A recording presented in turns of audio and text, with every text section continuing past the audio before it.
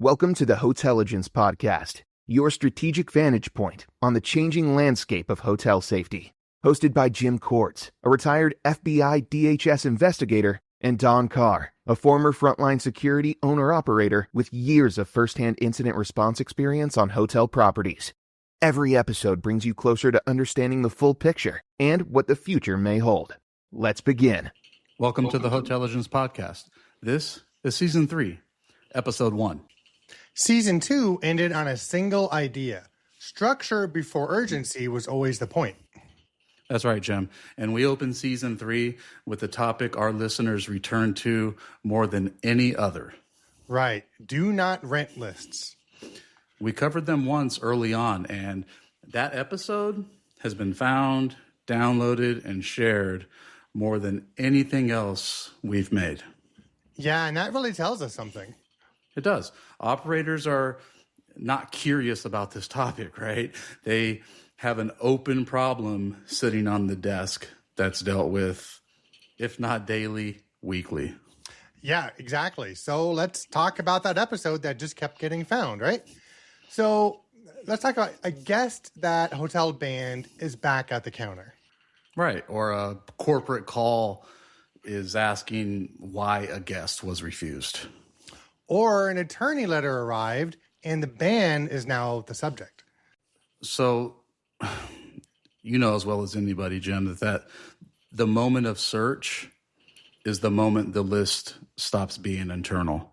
Yeah, that's right, Don. And I think we should really take a second to think about this, right? A do not rent list feels like a private operational tool.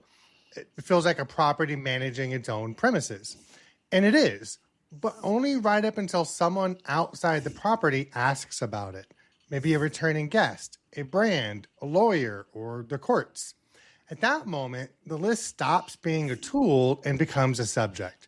And the property discovers, probably for the first time, what the list actually contains.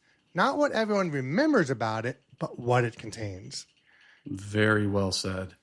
And I think it's important to remember, too, that the ban and the record, those are two very different things. And every ban has two parts. Yeah. First is the decision and the record of that decision. Right, because most properties are confident about the first part.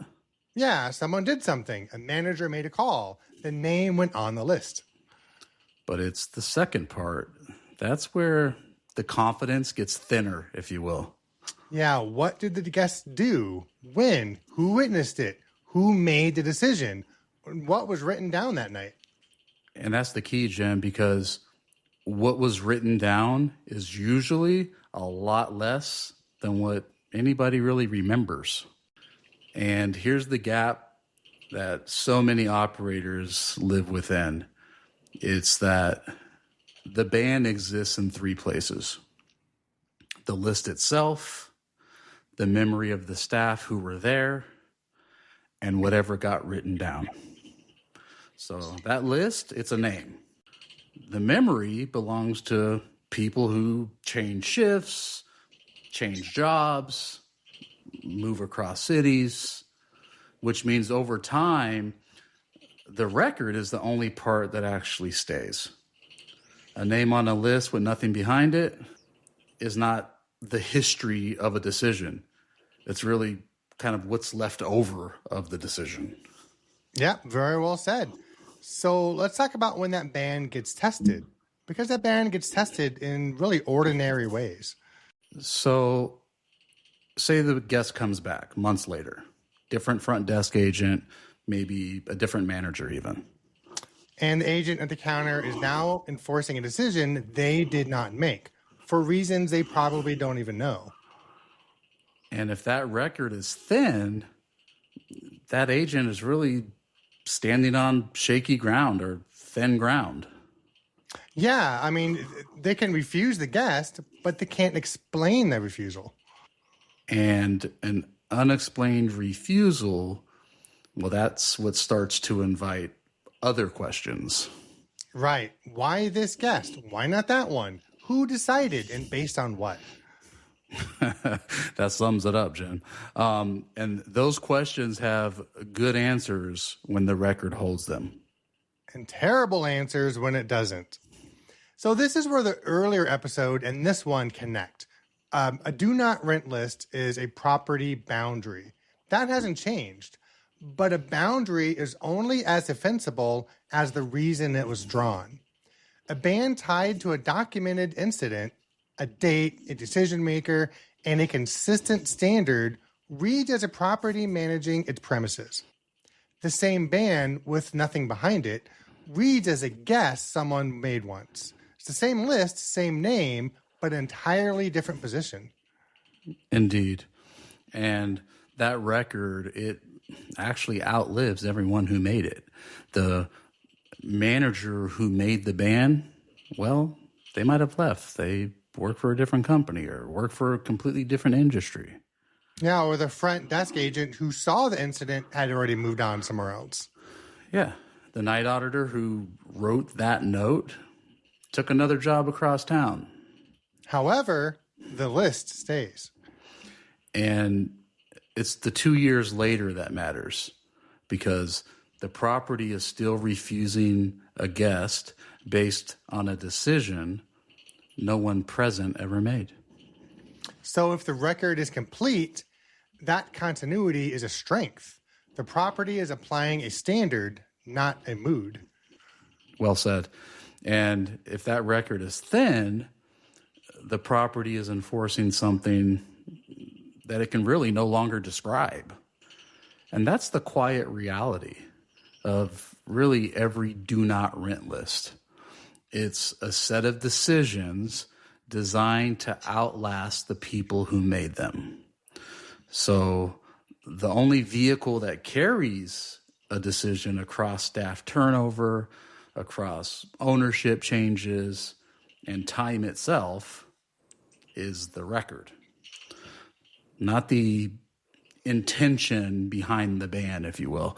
So it's not even the memory of it, right? It's the record itself, which means the moment a name goes on a list, the property's not just making a decision. It's starting a document that other people will one day have to stand on. So in closing, a ban feels like an action. Right. It feels decisive, immediate, and done. But that action was never the strength.